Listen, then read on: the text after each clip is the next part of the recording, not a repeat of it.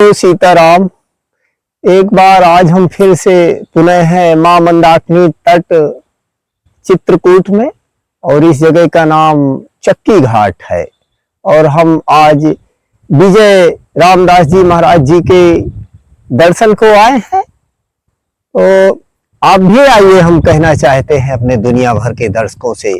यहाँ तक कार भी आ जाती है, और यहाँ आने के लिए आपको रामघाट से पहले अनसुईया मोड़ आना पड़ेगा। रामघाट से अनसुईया मोड़ का किराया 20 रुपए है, और अनसुईया मोड़ से गुप्त गोदावरी, अनसुईया मोड़ से सती अनसुईया रोड मुश्किल से 100 मीटर जाना है। 100 मीटर जाने के बाद आपको बाएं हाथ की तरफ आता है चक्की घाट का रास्ता। चक्की घाट में रास्ते में ही अमृत धारा पड़ती है। अमृत धारा पार करके शुरू में बाबा महावीर दास जी की कुटिया है, और फिर उसके आगे आगे ऐसे आप निकल के आएंगे तो आपको यहाँ श्री विजय रामदास जी महाराज जी की कुटिया मिल जाएगी। महात्मा जी सिद्ध और अद्भुत संत है, और हमें तो महात्मा जी में भगवान की ही छवि दिखती है। आप भी कभी दर्शन को आइए।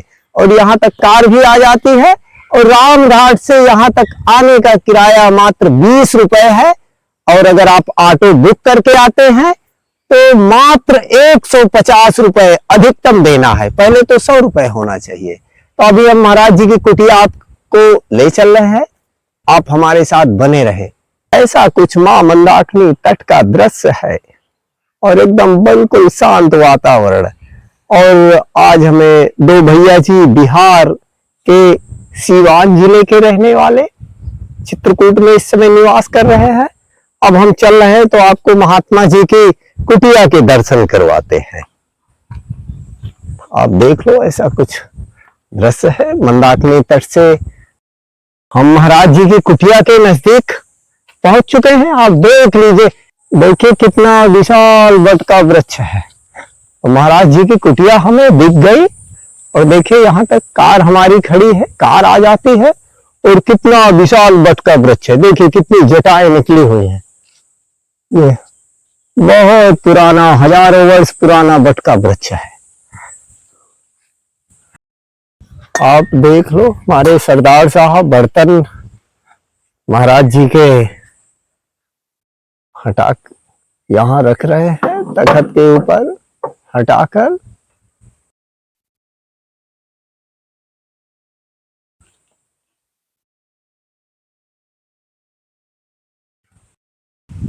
देखिए, और भी श्रद्धालु आए हैं जो सहयोग कर रहे हैं। और सामने देखिए, सामने महाराज जी आ रहे हैं। प्रभु श्री राम जी जैसा त्रेता युग में छोड़कर गए थे चित्रकूट के जंगलों को, वैसे ही आपको मिले। हाँ, वैसे ही पर्णकुटी है ना। हाँ हाँ, लगता है ना कि हम त्रेता और द्वापर युग में आ गए। हाँ, एकदम आ गए। हम जो सोच कर चले थे, अपने भावना बनाकर चले थे अपने घर से कि चित्रकूट कैसा है, वहाँ रहना है, देखना है। तो चित्रकूट में भी रामघाट पर हमको एक महात्मा से दर्शन हुआ, और फिर होगा कि नहीं होगा ये तो हम नहीं जानते हैं। भाई जो जो बोले वो हमको, हम इस जगह पर बाबा के पास आ गए हैं, तो हमको बुझा रहा है कि हम राम जी के पास पहुंच गए हैं। आप रो रहे हैं? हाँ? पहले थोड़ा भावुक हो रहा है। यहाँ आने के बाद आप जैसे भावुक हो रहे हैं ना, आपका मन सच्चा है। सच्चा है। वैराग भी उसको आएगा जिसका मन सच्चा है। सब तो होबे किया। अरे बचपन से लेकर जवानी तक गलत था, जो हुआ। अब तो हम लोग चौथे पन्ने में आ गए हैं। जी, जी, जी। तो अभी से सुधर जाए, तो सुधरने के लिए तो भाई किसी के पास जाना ही पड़ेगा। जी, जी, जी। तो यही सोच कर हम चित्रकूट आए हैं। जी, जी। कि प्रभु की इच्छा हो जाए, दर्शन हो जाए, इसलिए हम भटक रहे हैं इस जंगल में। ऋषि महात्मा ऐसे कमंडल से पानी पीते हैं। देखिए आप, तो महाराज जी का पानी पीने का कमंडल है, और महाराज जी इसी से पानी पीते हैं। जो आती है ना रवि की गाय, कुछ ना कुछ उनको देता हूँ। ये कभी जल्दी आ जाती, सुबह वो छोड़ देता है, कभी 9-10 बजे छोड़ेगा, कभी 11 बजे आएंगी, तो उनको कुछ ना कुछ फिर देता हूँ। लो, हम बिहार से आए हैं, सिवान जिला का। सिवान जिले का रहने वाले हैं, कबीरपुर गेवा हम का वासी हैं। आपका मोबाइल नंबर क्या है? 6205550991। आपका शुभ नाम क्या है? जगजीत सिंह। स्वीकारिए जो आपका आदेश गुड़ के लिए आदेश हुआ था। महाराज जी आपकी सेवा में गुड़।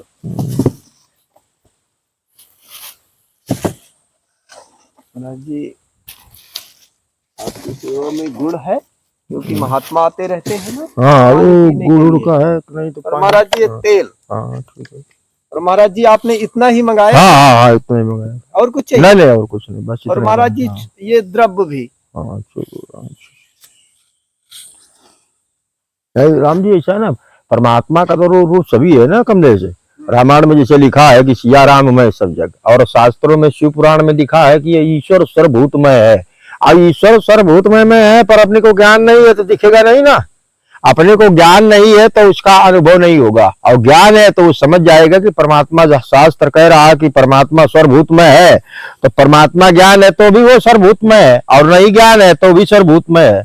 अपने उसको देख रहे हैं, अनुभव ज्ञान हो गया है, अनुभव हो गया है, नहीं ज्ञान है, अनुभव नहीं, विश्वास है।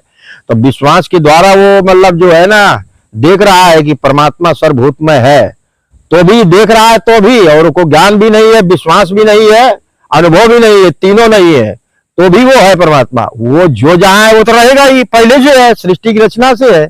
अब वो अपने नहीं मान रहे हैं, ज्ञान होता है तो फिर वो मानता है कि नहीं परमात्मा सर्वभूतमय है। वेद है, पुराण सभी कहते हैं कि परमात्मा सर्वभूत, जो जंगल में है वही शहर गांव में है, और जो शहर गांव में है वही जंगल में। अब भेष का परिवर्तन है, हम भी तो गांव में जन्म लिया है ना शहर में।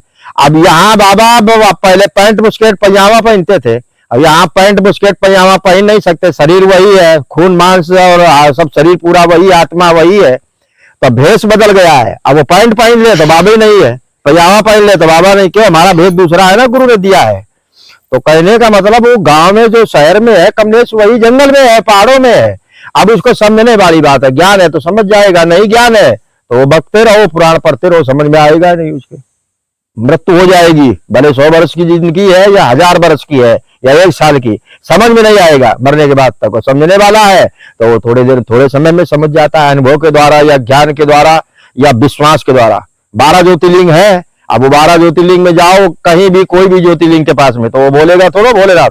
अब है प्रत्यक्ष, वहां है, सुन भी रहा है और देख भी रहा है कि आदमी गलत है या अच्छा है, और क्या विनय कर रहा है, और ये है अंदर से कैसा है हृदय से। तो वो अगर सच्चाई है तो काम पूरा भी हो जाए। वो देख रहा है शिवलिंग के रूप में, अदृश्य रूप में देख रहा है वहां विद्यमान, पर वो अपने तो पत्थर दिख रहा है, शिवलिंग है।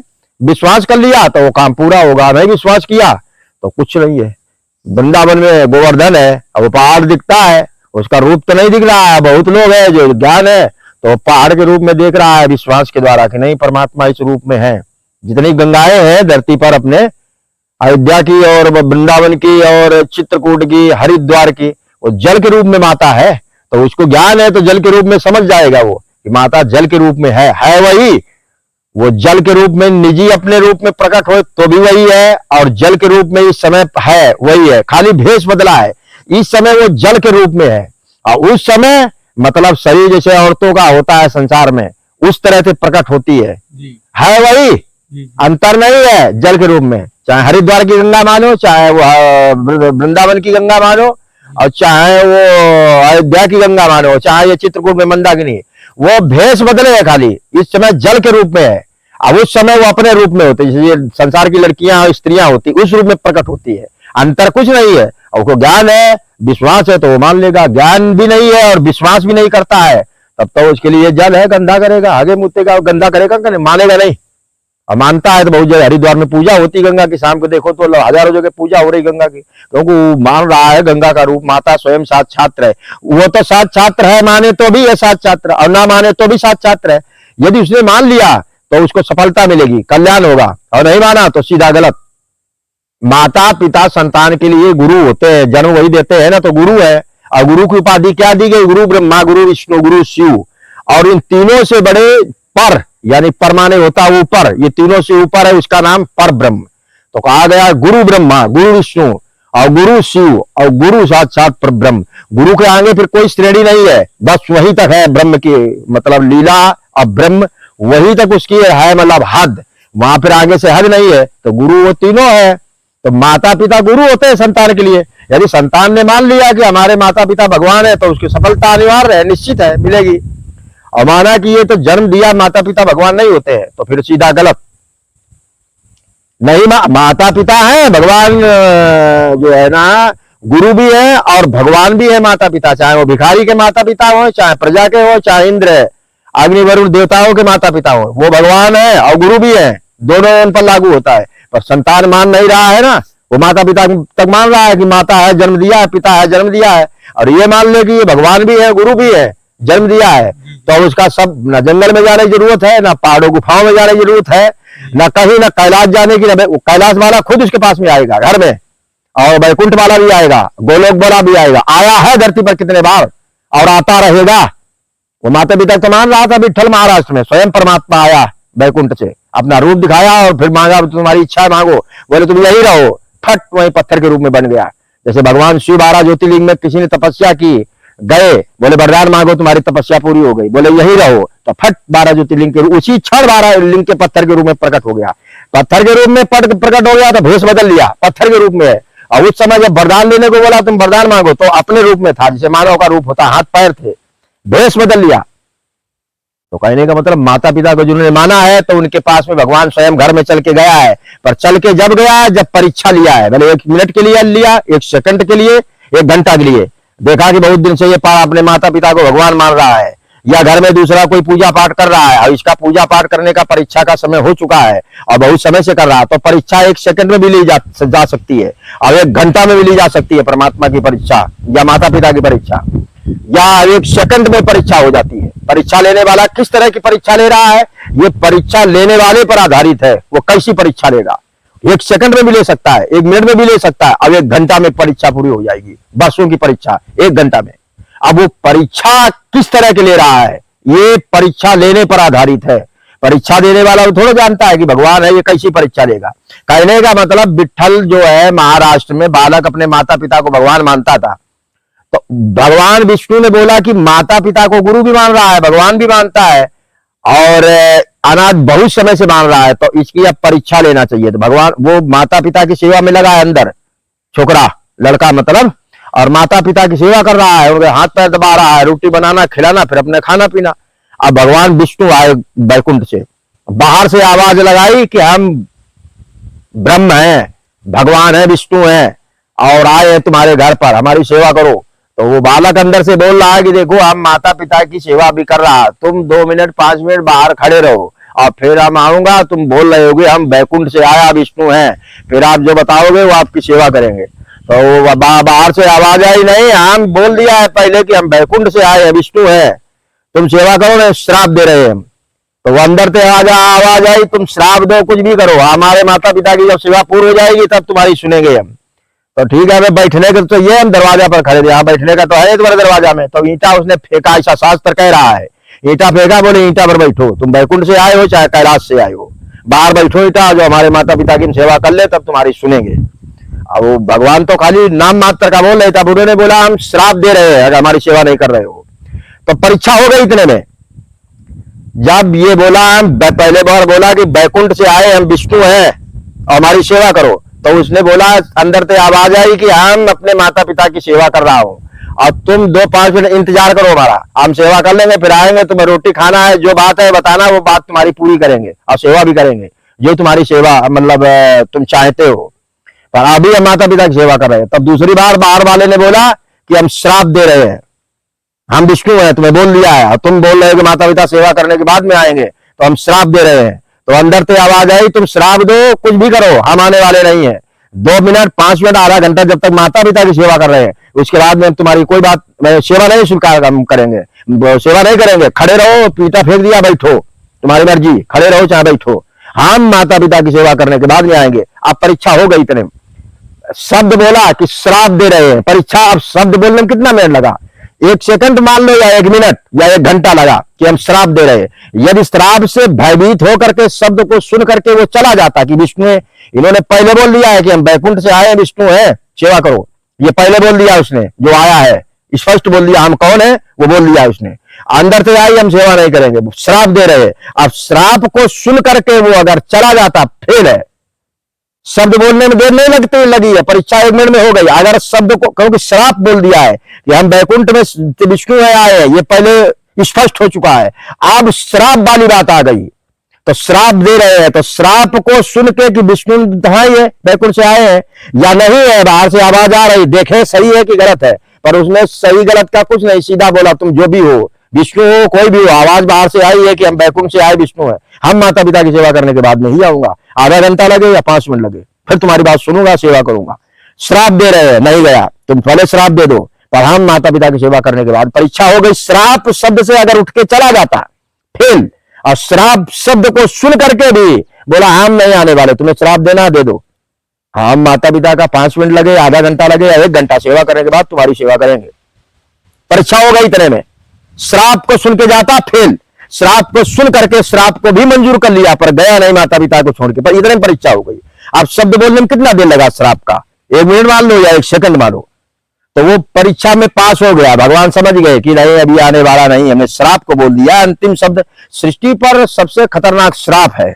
सृष्टि पर जितने शब्द बनाए गए 33 कोटि देवी देवता हैं, और 33 कोटि देवी देवताओं में श्राप शब्द एक ऐसा शब्द है कि सब पर लागू हो जाता है, दुर्गा पर और भगवान शिव पर, विष्णु में, कृष्ण में, राम में और मान लो ब्रह्मा में, इन सब में श्राप है। जो जिसको दे रहा है मर्यादा के अंतर्गत श्राप है, तो सब शिव जी को श्राप मिला है और भोगा है, विष्णु को श्राप मिला है भोगा है, ब्रह्मा को श्राप मिला है भोगा है, दुर्गा को श्राप मिला है भोगा है, राम को मिला भोगा है, कृष्ण को मिला भोगा है। जितने भी 33 कोटि देवी देवता हैं वो श्राप मतलब शब्द ही खतरनाक है, और श्राप शब्द का अर्थ विनाश।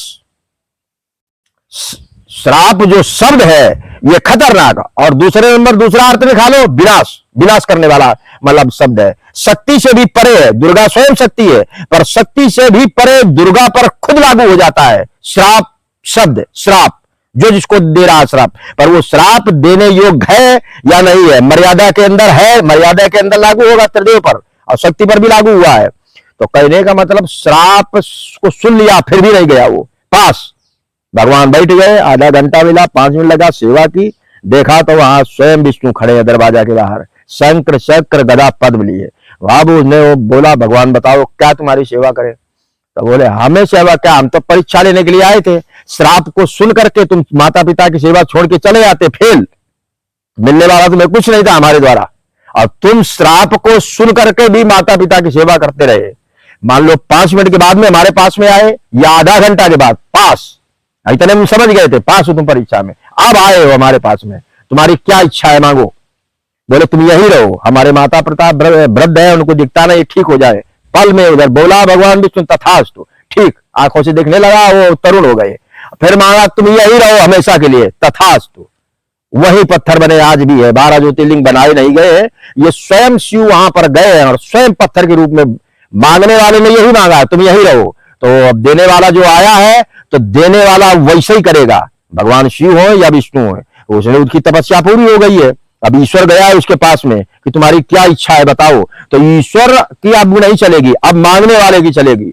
वो जो मांगेगा वरदान, भस्मासुर को बोला, भगवान शिव गए, हाथ जिसके ऊपर रख दे भस्म हो जाए। बाबा ने समझाया कि ऐसा तुम वरदान मांग रहे हो, हम देने के लिए सब देंगे, तुम्हारी तपस्या पूरी हो गई, पर हाथ जिसके ऊपर रख दो भस्म हो जाए तो उसमें तुम्हें फायदा क्या है। बोले हमें इसी में फायदा है, तथास्तु। बाबा अंतर ध्यान हो गए। कहने का मतलब फिर जो मांगेगा वो देना पड़ेगा, यही नियम है, चाहे वो देवी दुर्गा हो और चाहे शिव हो चाहे विष्णु हो, 33 कोटि में कोई भी देवी देवता हो। तो कहने का मतलब उन्होंने बोला आप हमारा माता पिता को ठीक कर दिया और इनको अंतिम में आपके धाम मिले, तथास्तु, और यही रहो, तथास्तु। तत्काल पत्थर रूप में आज भी बने हैं, पत्थर रूप में, वो बनाए नहीं गए सीमेंट और चिच्चे पत्थर से, स्वयं है, जैसे 12 ज्योतिर्लिंग स्वयं भू है, इस तरह से। कहने का मतलब धरती पर माता पिता मतलब प्रथम गुरु हैं, पर वो माने तब है ना संतान। वो तो झगड़ा झांसी कर रहा है और लड़ाई भी कर रहा है, मान ही नहीं रहा है माता पिता को, तो वो फिर उसके लिए जंगल में भी कुछ नहीं है और पहाड़ों गुफाओं में भी कुछ नहीं है और धरती पर ही कुछ नहीं है। कहने का मतलब माता पिता संतान के लिए, संतान माता पिता देता है, तो भिखारी के भी माता पिता होते हैं और राजा के भी होते हैं, प्रजा के भी होते हैं, ऊपर इंद्र देवता, पवन, अग्नि, वरुण देवता, इनके भी माता पिता हैं। कहने का मतलब माता पिता गुरु भी है और भगवान भी है संतान के लिए, वो दोनों हैं। अब गंगा है, इसको गंगा माने तो स्वयं साक्षात माता है, अब मानो कि जल है तो उसमें बहुत लोग गंदा करता है, नहीं मानता है, अब माता हो ही नहीं सकती है, और जिसने मान लिया उसका मंगल, और नहीं माना अमंगल। सीधा सीधा हिसाब है कहने का मतलब। अब देखो, गौ में कमलेश बोलते 33 कोटि देवता है, 33 में ब्रह्मा भी आ जाते हैं, विष्णु भी आ जाते हैं, शिव भी आ जाते हैं, और राम कृष्ण और ये गायत्री लक्ष्मी पार्वती सब देवियां आ जाती 33 कोटि में। और 33 कोटि को मतलब 4 वेद कह रहे हैं कि वो 33 कोटि का रूप है गंगा। 33 कोटि देवी देवता उसका रूप मानो, या स्वयं ही उसके अंदर है, और वो परम पूजनीय है। तो 33 कोटि है। अब बहुत उसको ज्ञानी जी समझता है घास खाने वाली गाय भगाता है, उसको खिलाना पिलाना तो दूर लट्ट से ठोकता है, मारता है ना। अब बहुत लोग उसकी पूजा भी करते हैं। जो पूजा करता है तो पूजा वाला फल मिलता है, और जो उसको लट मारता भगाता है तो उसको लट वाला ही फल दे। ऊपर वाला देख रहा है सब, ऊपर वाला सब देख रहा है, कौन कहाँ अच्छा कर रहा है बुरा कर रहा है, तो वो समय आने पर उसको देता है। अब वो आज गलत कर रहा तो बोले आज ही फल मिल जाए, आज नहीं, उसको समय आने पर मिलेगा फल। गलत कर रहा तो गलत का फल मिलेगा, अब अच्छा कर रहा तो अच्छा का फल मिलेगा, पर वो समय आने पर मिलेगा।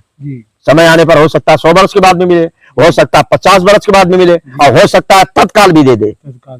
ये ऊपर वाले के हाथ में है देना लेना, कि तत्काल देगा या मरने के बाद में फल देगा, या मतलब 100 वर्ष के बाद मिलेगा, ये अपने हाथ में नहीं। और देगा पक्का, पर हाँ निश्चित अनिवार्य देना देगा, वो निश्चित। हो सकता है मरने के बाद में फल दे। जो हमने अच्छा बुरा किया है तो मरने के बाद भी दे सकता है, और हमने गलत किया है तो वो मरने के बाद में गलत का फल दे सकता है, और तत्काल भी दे सकता है। वो ऊपर वाले की इच्छा पर है, कब देगा ये अपने को मालूम नहीं है। अच्छा बुरा करना अपने हाथ में है, कि हम अच्छा करें चाहे बुरा करें, वो हम कर सकते हैं, पर अच्छा बुरा का फल कब देगा ये मतलब देने वाला ही जानता है। तो इस तरह से कमलेश परमात्मा सर्वभूत में है, सियाराम में सब जगह। वो सियाराम में मानो सब जगह, चाहे शिव पार्वती में मानो, और चाहे कृष्ण और राधा में मानो, और चाहे ब्रह्मा गायत्री में मानो, चाहे विष्णु और लक्ष्मी में मानो, मतलब सर्वभूत में है। अगर मान लिया शिव पार्वती का सब संसार रूप है तो पूरा संसार शिव पार्वती में है, ये शिव पुराण का मतलब कहना है। और मानो कि लक्ष्मी और विष्णु का रूप है तो विष्णु पुराण का यही कहना है। और मानो कि राधा और कृष्ण सर्वभूत में है, सब रूप राधा कृष्ण का है, तो ये भागवत पुराण का मतलब कहना है। और मानो राम और सीता सब रूप है तो ये रामायण का कहना है, मतलब सर्वभूत में है। और मानो कि गायत्री ब्रह्मा का रूप है तो वो ब्रह्मांड पुराण कह रहा है। यानी ये वेद पुराण अपने कह रहे हैं कि ईश्वर सर्वभूत में है। अब हम मानने में कि नहीं माने, सर्वभूत में है वो तो है, नहीं माने तो भी है, और ना और मान रहे तो भी है। अब मानेंगे तो फायदा मिलेगा, कल्याण, और नहीं माने अमंगल यानी विनाश। माता पिता की तरह, जैसे माता पिता भगवान है और 24 घंटा ज्ञानी जी माता पिता के साथ में रहता, पर मान नहीं रहा है ना। घर में संतान माता पिता के पास रहता है, वो झगड़ा कर रहा है, मान ही नहीं रहा है, तो उसमें मंगल फिर कैसे होगा, वो गलत ही होगा ना परिणाम। हाँ, वो मान नहीं रहा है ना माता पिता को। और माता पिता प्रथम गुरु है, और प्रथम गुरु भी है और भगवान भी है, दोनों है कहने का मतलब। गुरु मानो तो गुरु है, और भगवान मानो डायरेक्ट तो डायरेक्ट भगवान है। हाँ, पर वो मान ही नहीं रहा है। माता पिता किसी की गलत थोड़ा बोलते हो, तो अच्छा ही बोलेंगे, पर संतान अब मानता है कि नहीं मानता, उसकी माता पिता की सेवा कर रहा है कि नहीं कर रहा है, उस पर है ना। वो कहने को सेवा से सब ज्ञानी जी सब कुछ मिलता है ना, पर वो माता पिता का सेवा तो करना दूर रहा, उल्टा मार कूट रहा है, झगड़ा कर रहा है। तो झगड़ा से परमात्मा देता लेता थोड़ो है, वो तो सेवा करने से देता। गुरु की सेवा करेगा तो उसको परमात्मा पहले जानता है, और सब देगा समय आने पर। मतलब समय आने पर कमलेश। अब स्त्री के पेट में बच्चा है, 12 महीना का 10 महीना का नियम बनाया गया है, और कोई घर वाला जान जाए कि स्त्री के पेट में बच्चा है तो ये 8वें महीने में पैदा हो जाए, देखना चाहते हैं लड़की है कि लड़का, तो वो पेट फाड़े तो भले मालूम पड़े, पेट नहीं फाड़ेगा तो वो जो भगवान ने नियम बना दिया कि 12 महीना में स्त्री के बच्चा पैदा होता है, तो 12 महीने में पैदा होगा। साल भर में पैदा होता बच्चा तो साल भर में ही पैदा होगा, और जब पैदा होने का साल भर हो जाएगा तो रात होगा दिन होगा, स्त्री जंगल में हुई, गांव में, घर में, रास्ता में होगी, उसी रास्ते में बच्चा पैदा हो जाएगा। कहने का समय है ना ज्ञानी जी, समय जो बनाया गया है तो वो समय आने पर ही फल देगा। माता पिता की सेवा कर रहा है, बोले हमारी सेवा की तो मैं आज ही फल मिलना चाहिए, आज नहीं मिलेगा, वो फल मिलेगा पक्का। माता पिता की सेवा कभी व्यर्थ नहीं जाती है, गुरु की सेवा कभी व्यर्थ नहीं जाती है, पर उसमें समय का इंतजार करना पड़ता है।